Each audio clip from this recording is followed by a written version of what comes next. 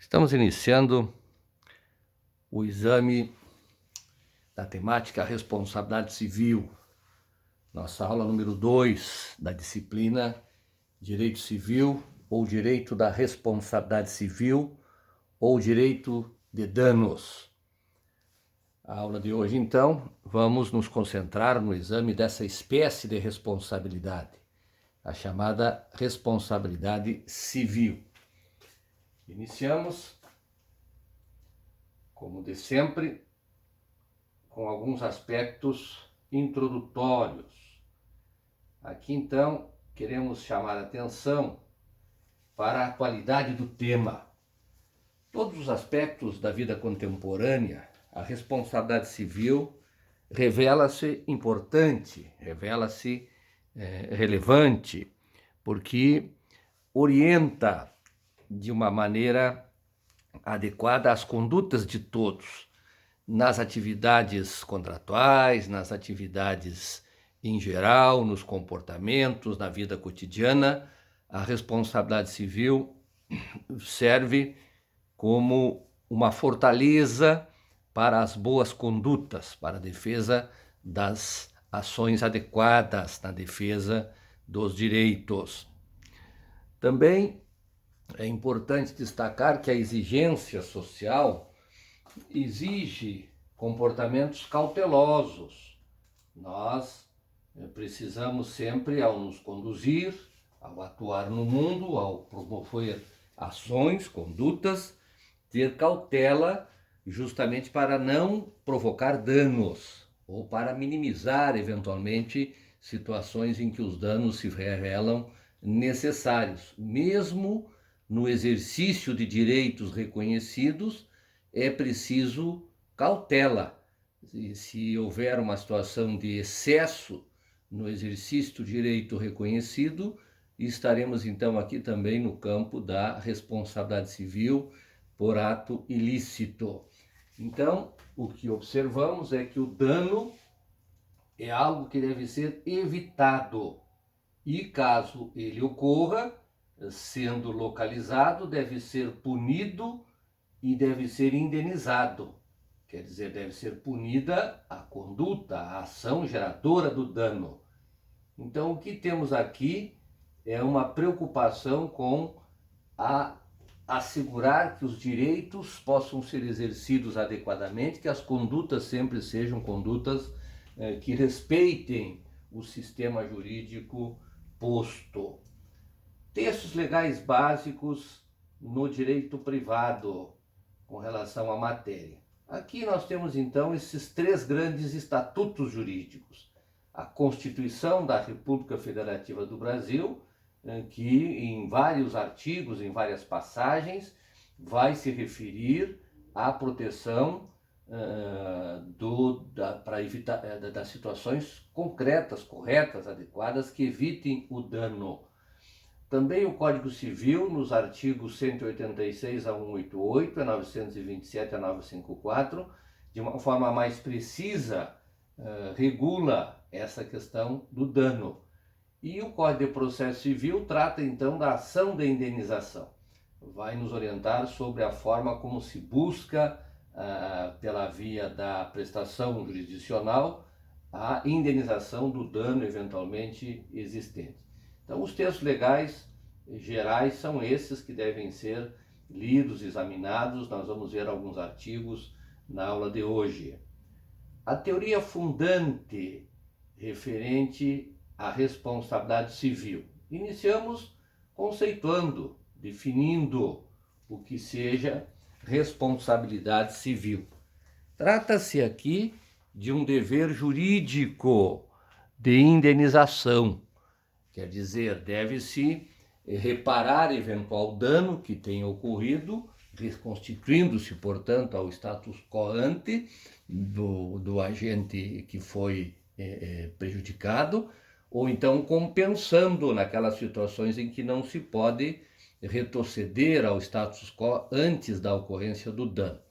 Então, é um dever jurídico de indenização de dano, qualquer tipo de dano causado a terceiro, portanto, que seja causado a um outro sujeito, o dano causado pela própria pessoa não vai trazer a responsabilidade civil.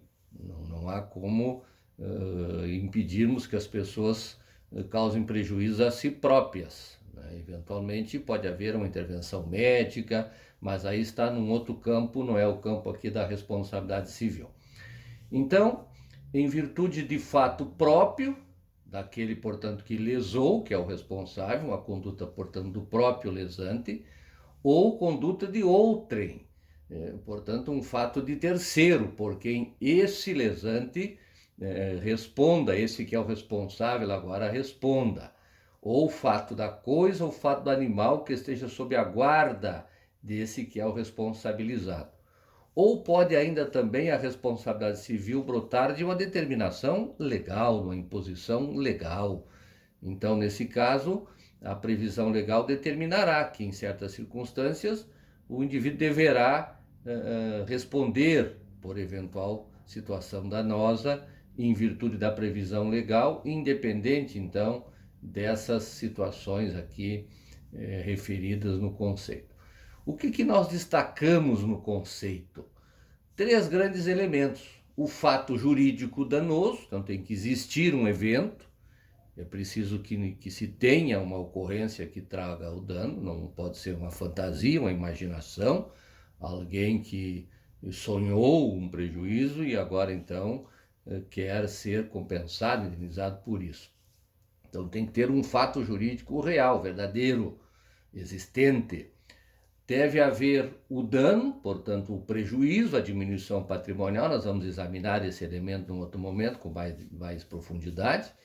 E deve haver um nexo de causalidade entre o dano e aquele evento que é atribuído à responsabilidade de um sujeito que é então que terá que indenizar esse dano.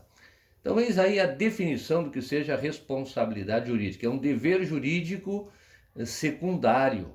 Vejam que há sempre um dever jurídico primário que, em sendo desrespeitado, em sendo violado, faz brotar esse dever jurídico secundário. Vamos para o item 2.2, a gênese e a evolução histórica. Aqui estamos então no campo da história do direito. Quando buscamos a visualização ao longo da história, da construção do mundo da cultura, observamos que o desenvolvimento da responsabilidade civil é uma caminhada longa, porque desde os primórdios, já nos primeiros textos jurídicos, nós encontramos previsões de responsabilização de condutas. Podemos, de uma maneira mais ampla, identificar na evolução fases que vão da vingança privada, quer dizer, o próprio sujeito se vingava do dano que sofria, ele mesmo tinha que buscar a satisfação, o que criava situações bastante difíceis, porque, claro, o mais forte sempre vai vencer aqui os mais fracos. E chegamos à objetivação da responsabilidade civil no mundo contemporâneo. Então, nós saímos de um momento de vingança privada, vamos ter um momento de composição voluntária, os indivíduos então chegam a um valor, depois uma composição tarifada, uma previsão legal identificando situações de dano e atribuindo um valor a ser indenizado. Vamos encontrar isso, por exemplo, no Código de Hammurabi, já haverá uma previsão lá de indenização tarifada. E também chegamos numa fase da publicização, quer dizer, o Estado chama a si esse poder de dizer quando há dano e como ele deve ser indenizado. Então é preciso que a pessoa vá ao Estado levar a sua queixa por via do procedimento próprio, que é a ação de indenização. É claro que a composição voluntária sempre é possível, na medida que os indivíduos chegam a um porto, identificando houve um acidente, houve uma situação de prejuízo entre vizinhos, no consumo. Portanto, há inclusive um estímulo para que os indivíduos promovam a autocomposição dos conflitos. Mas a evolução histórica da responsabilidade civil pode ser vista desta maneira ao longo da história, desde aqueles momentos da antiguidade, quando temos os primeiros textos jurídicos regulando a vida em comunidade, e chegamos ao momento atual de publicização, de uma intervenção estatal, portanto, forte nesta situação. No direito comparado, o que queremos destacar aqui nesse tópico? Quando examinamos os sistemas jurídicos no Ocidente, nós encontramos duas grandes famílias. Está errado, não são suas, são duas, faltou um dele. No Ocidente encontramos duas grandes famílias quando vamos examinar o sistema jurídico. Um sistema de civil law, que é um sistema romano-germânico, portanto a família romano-germânica, onde há esta ideia do racionalismo, quer dizer, se pode legislar, há portanto aqui um primado da lei, há uma instrumentalização do direito processual para a defesa do direito material. É uma herança do sistema romano, do pensamento jurídico romano, que orienta então nessa direção, de que podemos, por via da legislação, prever os casos futuros e estabelecer respostas para que as pessoas então tenham uma visão de como devem se portar, como devem se conduzir e as consequências que eventualmente derivam dessas condutas. Um segundo sistema é o sistema do common law, um sistema, portanto, que brota da experiência inglesa. O direito inglês é que vai nos trazer esse modelo mais ligado ao pragmatismo, ao empirismo. Portanto, não se trata de uma recepção do direito romano, embora influenciado pelo direito pretoriano romano, e aqui é uma primazia da jurisprudência, uma construção, portanto, que vem da atuação dos tribunais resolvendo as lides, os litígios que existem. Esses dois sistemas atualmente conversam entre si pela própria evolução do Ocidente, pela globalização, de uma certa forma, inclusive do próprio direito, e, portanto, a produção do direito se dá por via da lei, há um prestígio do judiciário em ambos os modelos, havendo, portanto, uma mescla de ambos na atualidade. No caso brasileiro, a responsabilidade civil, de uma certa forma, se assemelha ao modelo de common law, porque estabelece uma cláusula geral, a partir do artigo 186 do Código Civil e 927, como é que se dá então essa regulação da responsabilidade civil. Vejam o artigo 186. Aquele que por ação ou omissão voluntária, negligência ou imprudência violar direito e causar dano a outrem, ainda que exclusivamente moral, comete ato ilícito. Então aqui temos uma previsão de que o ato é ilícito, o ato, portanto, é contrário a direito. O ato é feridor de direito e, nesse caso, ele está sujeito a uma sanção, que vem prevista lá no artigo 927, que então prevê: aquele que praticar ato ilícito e causa dano a outrem, fica obrigado a reparar o dano. Vejam, são dois artigos que constroem um grande sistema. Aqui estabelece que a violação de direito e a provocação de dano a terceiro é ilícito, o direito não compactua com isso, e se alguém incidir nesse ato ilícito civil, vai ter que reparar. Vejam que os termos, eles são então muitas vezes, há uma certa imprecisão que cabe a nós, na medida que usamos essas ferramentas, lapidar. Claro que os estudantes, nós que estudamos, contribuímos, mas quem decide de fato o sentido dos textos é o judiciário. O judiciário que vai dizer o que quer dizer o texto, qual é o conteúdo verdadeiro do texto. Então, eis aqui que uma conclusão que o direito comparado há uma proximidade na prática ocidental deste formato de regular a responsabilidade civil. Fundamentos que justificam a responsabilidade civil. O que quero dizer aqui? Fundamento é aquela razão, aquela motivação principal, central, que justifica a existência de um determinado instituto jurídico ou de uma instituição social. Aqui, os fundamentos que nós encontramos a partir da doutrina, a partir das decisões jurisprudenciais, os dois grandes fundamentos que orientam a responsabilidade civil, a RC, no direito brasileiro, são a culpa e o risco.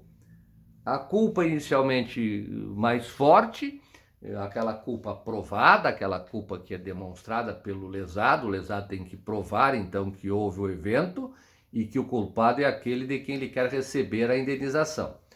Depois tivemos uma culpa presumida, em certas circunstâncias, então, se presumia que havia a culpa, admitindo-se a prova em contrário por parte do acusado, portanto, há uma espécie de inversão de ônus da prova. E chegamos no fundamento do risco, que tem ganho relevância na atualidade. O risco é aquela situação em que alguém vai agir, vai atuar e assume, portanto, a responsabilidade por danos que eventualmente brotem da sua conduta. Então nós temos aqui na doutrina várias previsões, vários tipos de risco que trazem a mesma consequência, a responsabilidade daquele que agiu pelo dano que provocou. Então temos risco-proveito, risco profissional, o risco criado, o risco administrativo, o risco integral.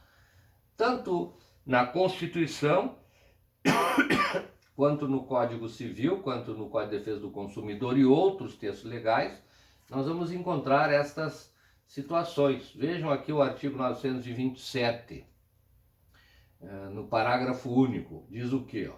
Haverá obrigação de reparar o dano independentemente de culpa. Quer dizer, então, será uma responsabilidade fundada no risco.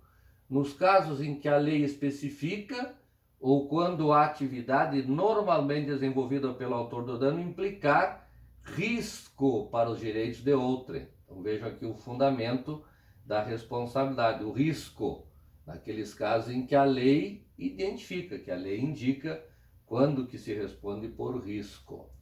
O CDC, no artigo 12, traz então aqui, a título de exemplo, estou apresentando, o fabricante, o produtor, o construtor, etc., independentemente da existência de culpa, responde pela reparação de danos causados a consumidores ou mesmo a terceiros.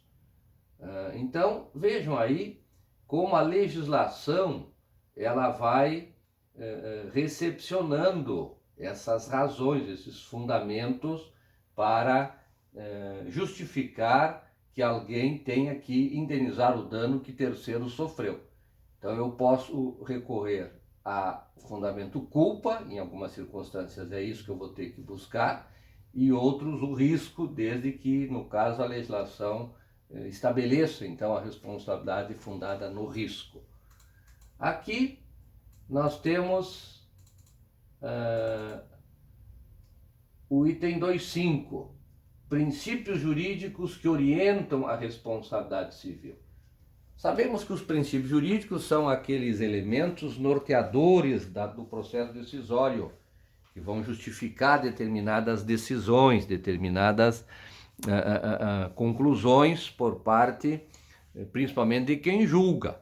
Não devemos esquecer que o direito ele não passa de um processo decisório que busca realizar justiça, que busca dar a cada um o que é seu, que busca prestigiar a vida honesta, a vida decente, como vimos em aulas anteriores.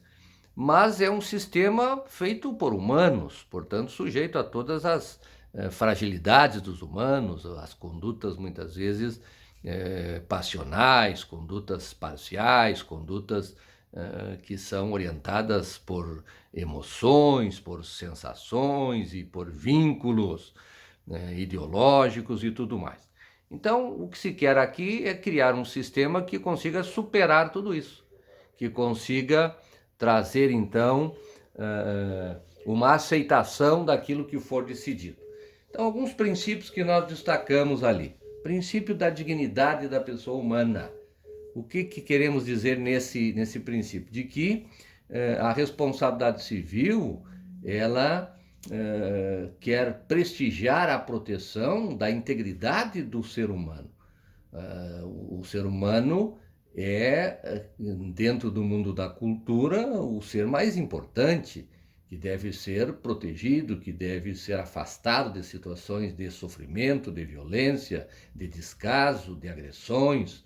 Então, é preciso assegurar a proteção da dignidade do ser humano, protegendo a sua integridade física, a sua integridade moral, a sua integridade intelectual, plenamente, não atingindo a sua honra, não agredindo a sua intimidade, a sua privacidade, a sua existência adequada, digna. Então, esse princípio é um princípio base de toda a ordem jurídica na realidade, mas que também tem aqui reflexos na responsabilidade civil. O princípio do não lesar a ninguém.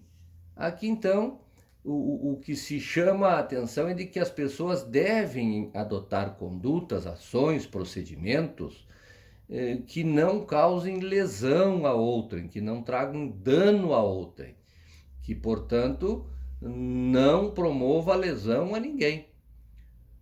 Na medida em que desgarra-se desta orientação, estará sujeito então às consequências, aqui no caso principalmente de indenizar pecuniariamente, financeiramente, aquele que sofreu a lesão. Também o princípio da prevenção. Sabemos nós que prevenir é sempre o melhor remédio. Agir de forma cautelosa, de forma a não ser assodado, a não usar meios violentos. Tudo isso traz então situações em que se evita o dano, não se provoca dano a ninguém. Então, o princípio da prevenção, prevenir, antecipar-se a situações que possam ser danosas. Vejam que, quando falamos em princípios, as pessoas devem conhecer para pautar a conduta segundo o princípio, né? Porque quando há um ferimento, bom, a pessoa não seguiu, não orientou, portanto, violou o princípio, violou a norma, responde pelo dano. O princípio da solidariedade. Também aqui é preciso que todos atuem de forma a evitarem o dano ou mesmo a sua ampliação. Então, a solidariedade é um chamamento até mesmo a um valor que vem da Revolução Francesa. Você certamente lembra quando os franceses propuseram mudança na sua sociedade com a Revolução Francesa, no sentido de buscar a igualdade, de buscar a liberdade e de buscar a fraternidade.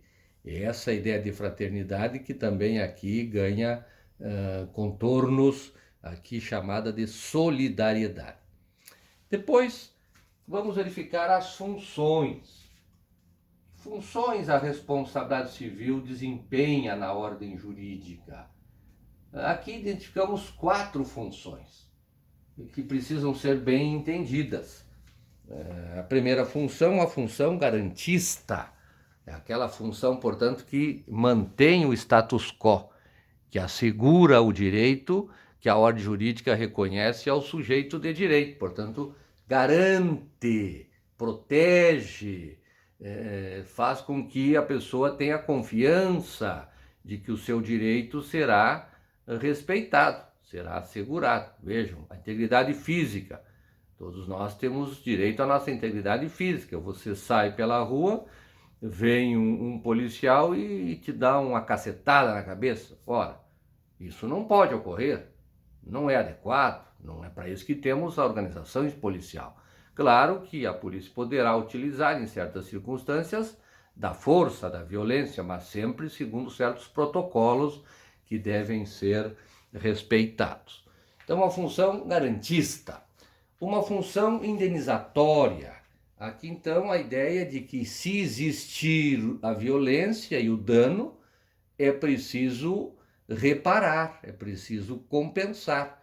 Então, a função indenizatória tem esta, digamos, essa densificação.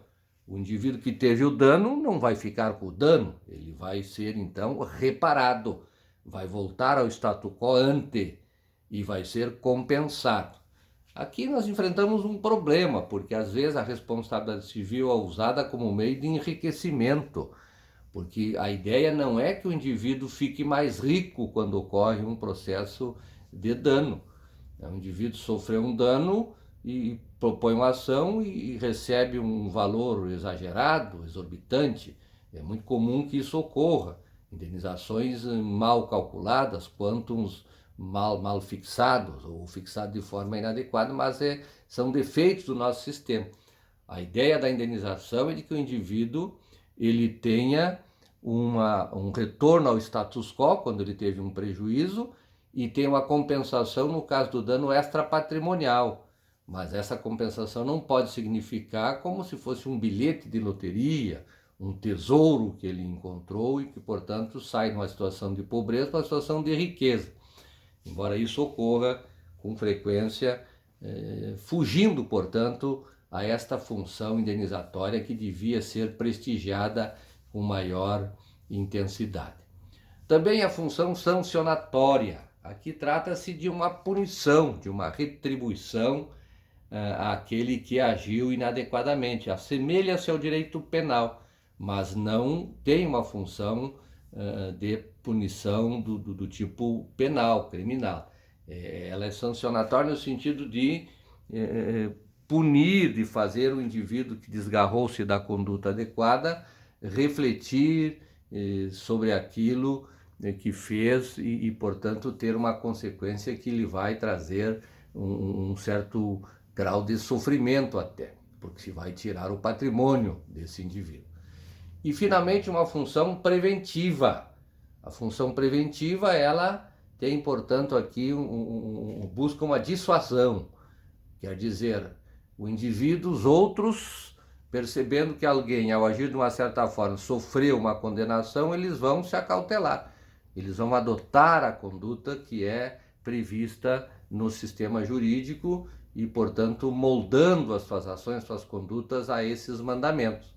Então, alguém joga lixo no chão, não sofre nenhuma sanção, os outros jogam também.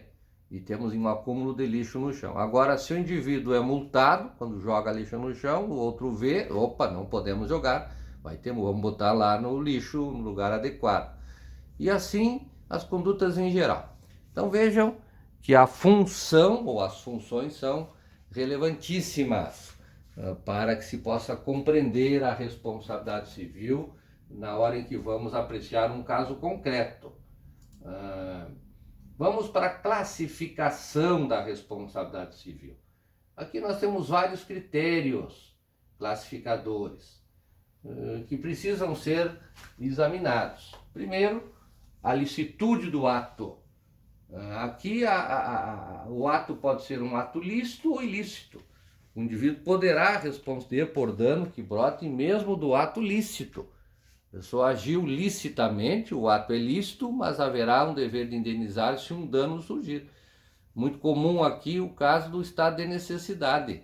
Há situações em que o indivíduo agindo em estado de necessidade, ele não pratica ato ilícito, porque tem a excludente, mas ainda assim, se tiver danos causados a terceiro, vai ter que indenizar.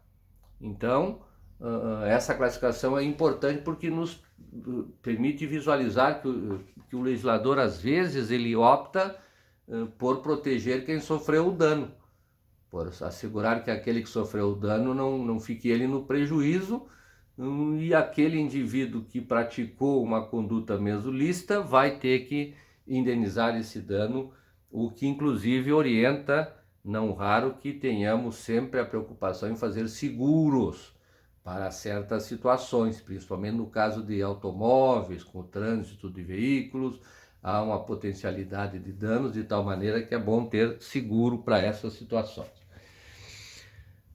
O item 272, quanto à conduta do agente responsável. Aqui, a responsabilidade pode ser em razão de uma ação ou de uma omissão. A ação é quando há uma atitude positiva, portanto, é comissiva, a responsabilidade por conduta comissiva. O indivíduo agiu, atuou, promoveu conduta. Já a responsabilidade civil por omissão, a conduta é omissiva. O indivíduo não agiu. Aqui eu tenho então que saber se ele tinha o dever de agir, tinha a obrigação de agir. Alguém está sendo agredido, os policiais estão passando e não intervêm. Quer dizer, é dever do policial intervir para evitar que o indivíduo seja agredido. Então, é possível responsabilizar esses agentes por omissão e, nesse caso, então, aquele que sofreu o dano poderá, na medida em que tenha movimento e a ação própria, buscar indenização frente ao próprio Estado, já que houve a omissão dos agentes do Estado que deviam intervir para evitar que o indivíduo sofresse danos à sua integridade física, ao seu patrimônio. Então, quanto à conduta do agente responsável, pode ser por ação ou por omissão, conduta comissiva ou conduta omissiva. Quanto ao fundamento da responsabilidade, aqui a questão é saber se a responsabilidade naquele caso concreto está fundada na culpa ou está fundada no risco. Culpa, nós vimos, é quando cabe então ao agente lesado, aquele que diz que sofreu o dano, relatar a ocorrência do dano, descrever o evento, quando ocorreu, aonde ocorreu, como ocorreu, e provar que aquele a quem ele imputa a responsabilidade de fato é o culpado. Portanto, ele tem que indenizar o prejuízo. Então, essa aqui é a responsabilidade civil subjetiva. Ela está fundada na culpa. Ela exige que o agente lesado comprove a culpa da pessoa a quem ele imputa a responsabilidade. Já a responsabilidade civil objetiva está fundada no risco. Então, nesse caso, não vamos discutir se o agente responsável tem culpa ou não. Nós vamos discutir a existência do evento e, portanto, atribuir àquele que atuou, que agiu, o dever de indenizar o dano. Vimos ali no caso do consumidor a presença dessa responsabilidade civil objetiva pelos acidentes com produtos defeituosos, produtos inadequados, produtos que trazem riscos para o consumidor ou para terceiros que também sofreram o dano. Então, o fundamento nos traz esses dois tipos, ou a responsabilidade é subjetiva ou objetiva. No caso concreto, eu tenho que identificar para poder, então, alegar a presença e demonstrar aquilo que tem que ser comprovado, que é a culpa ou o risco. O item 274, quanto à fonte do direito violado.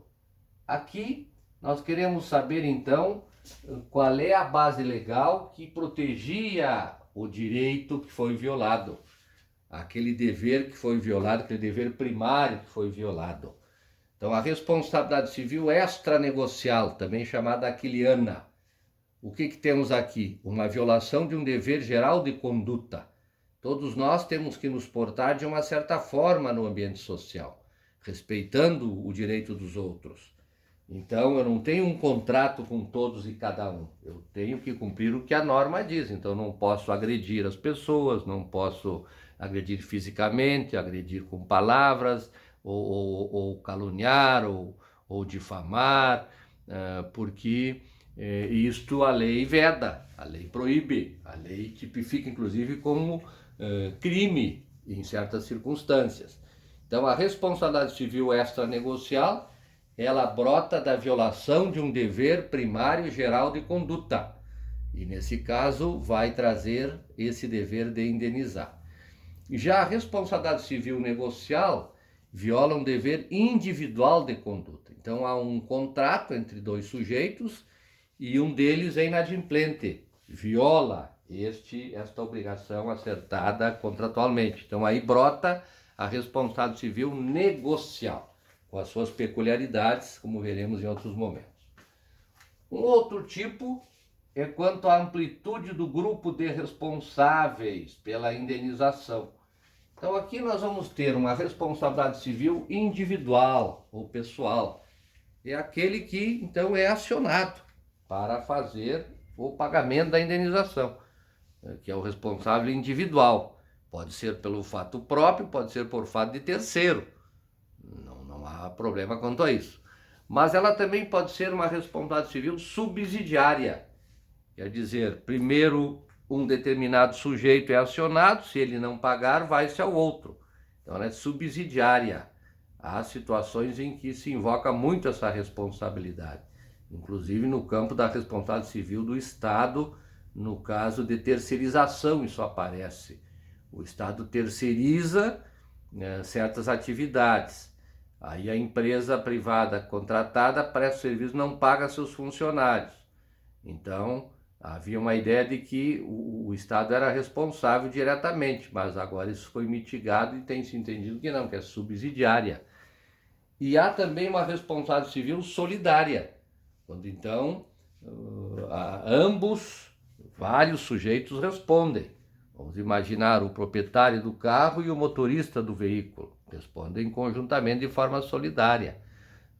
É isso que nós temos aqui nessa espécie. Então esses três tipos aí têm a ver com a amplitude do grupo de responsáveis. Às vezes é preciso estudar o caso concreto, porque nós sabemos que depois de uma condenação eu preciso executar a sentença, preciso cumprir a sentença. E muitas vezes o indivíduo condenado não tem bens para cumprir o pagamento do valor fixado. E nesse caso, então, não havendo bens, não há o que fazer a não ser simplesmente se lamentar. 276. Quanto à identificação do responsável pela indenização. Aqui a responsabilidade pode ser direta ou pode ser indireta. O que temos então nesse caso? A responsabilidade civil direta é aquela em que o indivíduo responde pelo fato próprio. Ele mesmo responde pela conduta que promoveu, pela conduta que teve, pela ação que promoveu ou pela omissão naqueles casos em que há o dever de agir. Então, responsabilidade civil direta. E há uma outra também espécie de responsabilidade que é a indireta. Aqui é quando alguém responde pelo fato de terceiro. Um terceiro agiu, provocou o dano, mas quem responde não é ele, mas é outra pessoa. É o caso, por exemplo, do empregador, que responde pelo fato do seu preposto. Também no caso, de fato, da coisa. Vejam, sou dono de um objeto, sou proprietário de um objeto, e esse objeto, de alguma forma, promove um dano, causa um dano a alguém. Então eu vou responder pelo fato da coisa, por ser o dono daquele objeto. É o caso, por exemplo, dos veículos, a pessoa é proprietária do veículo. Aí alguém guiando esse veículo, um terceiro que não é o proprietário, causa um prejuízo a alguém. Então o dono do veículo também vai ser acionado, vai responder, portanto é a responsabilidade civil indireta. Ele não agiu, não atuou, e muitas vezes, inclusive, mesmo entregando para pessoas habilitadas a guiar o veículo. E também pelo fato do animal. O que é o fato do animal? Aqui algo também relevante, na medida que o animal ele é no direito brasileiro um objeto, ele é chamado de semovente, o animal é coisa, o animal ele é propriedade de um titular. É claro que sabemos que no caso dos animais há um direito dos animais já em formatação na nossa ordem jurídica e mesmo no mundo em geral. Então, embora os animais possam ser apropriados pelos sujeitos, seres humanos, eles têm uma proteção jurídica cada vez mais intensa. Maus tratos a animais são inclusive tipificados como crime. Então, você pode ter animais domésticos, você pode conviver com eles, mas tem que ter cautela nos cuidados. Também existem alguns animais que não podem ser apropriados, eles estão livres, eles têm um direito de liberdade. Vejam que coisa curiosa. Os animais não são sujeitos de direito, mas têm regime jurídico protetivo. Alguns têm assegurado a sua liberdade, não podem ser capturados e presos, aprisionados pelos humanos. Quem faz isso estará incidindo em condutas criminosas em certos casos. Muitos animais da fauna silvestre estão protegidos pela ordem jurídica, inclusive em espaços de convivência entre várias espécies, sem a interferência humana. Vejam que coisa interessante observar isso. Agora, quando alguém tem animais sob sua responsabilidade, ele então poderá responder no caso de danos causados por esses animais. É muito comum, por exemplo, no caso de cachorros, né? Pitbull, Rottweiler, ou mesmo às vezes animais peçonhentos, que são então criados às vezes em cativeiro. Inclusive há uma restrição quanto ao uso de animais para fins de pesquisas científicas, que também já vem demandando aí estudo próprio. Finalmente, temos aqui quanto ao tipo de pessoa responsável pela indenização. Pode ser uma pessoa natural ou pode ser uma pessoa jurídica. Normalmente a pessoa natural vai responder com base na culpa, será a responsabilidade civil subjetiva. Mas nem sempre será assim, porque às vezes pode estar no campo das relações de consumo, por exemplo, quando a responsabilidade será objetiva. Uma pessoa natural pode atuar como fornecedor. Agora, também temos no Código do Consumidor a presença dos profissionais liberais, que daí tem uma responsabilidade civil subjetiva. Já no caso da pessoa jurídica, eu preciso identificar se a responsabilidade é de pessoa jurídica de direito privado ou de direito público. Porque se é direito privado, também em alguns casos a responsabilidade será subjetiva, com base na culpa. E no caso do direito público, ela será objetiva, com base, portanto, no risco administrativo. E em alguns casos também podemos ter a responsabilidade civil com base no risco integral, como veremos em outra oportunidade. Muito bem. Com isso nós então vimos aí a classificação da responsabilidade civil, justamente buscando um domínio da linguagem e das espécies. Conclusão: a contínua e crescente importância da responsabilidade civil no aperfeiçoamento do mundo cultural e da sociedade contemporânea. Essa é a conclusão que podemos chegar. Quer dizer, a responsabilidade civil vem sendo aprimorada, vem sendo lapidada, vem sendo utilizada como um meio, como uma forma de aperfeiçoamento do sistema cultural e das condutas dos indivíduos em sociedade.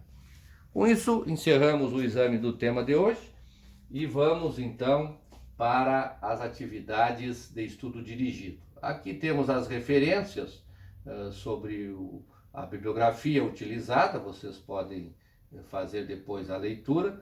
Vamos agora para o questionário de fixação e depois vamos para os comentários e ao final uma síntese da videoaula deverá ser feita por parte dos alunos e também o estudo do caso concreto disponibilizado no Fórum de Estudo de Caso. É isto, bons estudos e vamos ao questionário.